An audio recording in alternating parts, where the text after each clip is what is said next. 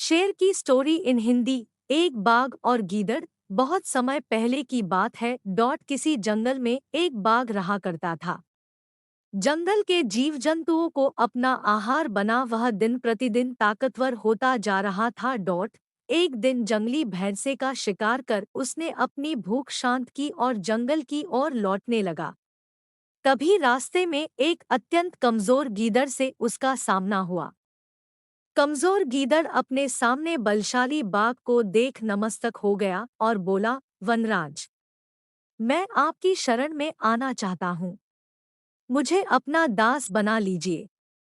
मैं आजीवन आपकी सेवा करूंगा और आपके शिकार के बचे कुचे हिस्से से अपना पेट भर लूंगा। बाघ को गीदड़ पर दया आ गई। उसने उसे अपनी शरण में रख लिया। बाघ की शरण में गीदड़ को बिना दरदर भटके भोजन प्राप्त होने लगा। बाघ के शिकार का छोड़ा हुआ अवशेष उसका होता, जिसे खाकर वह कुछ ही दिनों में हट्टा-कट्ठा हो गया। शारीरिक सुदृढ़ता आने के बाद गीदड़ खुद को बाघ के बराबर समझने लगा। वह सोचने लगा कि अब वह भी बाघ के समान ताकतवर हो गया है। इसी दंभ में वह एक दिन बाघ से बोला, अरे बाघ, मेरा हट्टा-कट्टा शरीर देख। बोल, क्या अब मैं तुमसे कम ताकतवर रह गया हूँ? नहीं ना, इसलिए आज से मैं शिकार कर उसका भक्षण करूंगा। मेरे छोड़े हुए अवशेष से तुम अपना पेट भर लेना। बाघ गीदड़ के लिए अपने दिल में दोस्ती रखता था। उसने उसकी बचकाना बातों का बुरा नहीं माना, किंतु उसे गीदड़ की चिंता थी। इसलिए उसने उसे समझाया और अकेले शिकार पर जाने से मना किया।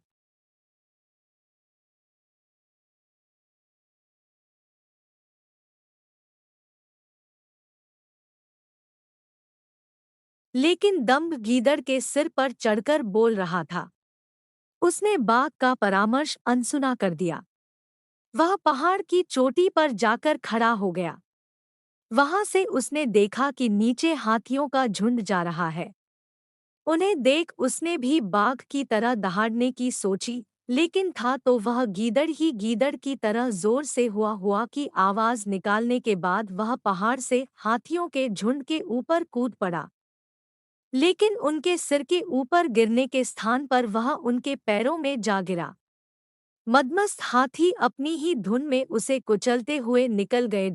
इस तरह गीदड़ के प्राण खेरू उड़ गए। पहाड़ी के ऊपर खड़ा बाघ अपने मित्र गीदड़ की हालत देख बोला, होते हैं जो मूर्ख और घमंडी होती है उनकी ऐसी ही गति। सीख, मोरल ऑफ द स्टोरी। घमंड विनाश का कारण बनता है।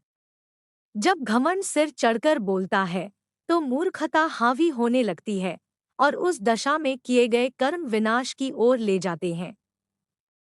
इसीलिए हमें कभी भी दूसरे की तरह खुद को नहीं समझना चाहिए। कहानी अच्छी लगी हो तो प्लीज़ चैनल को सब्सक्राइब कर दें।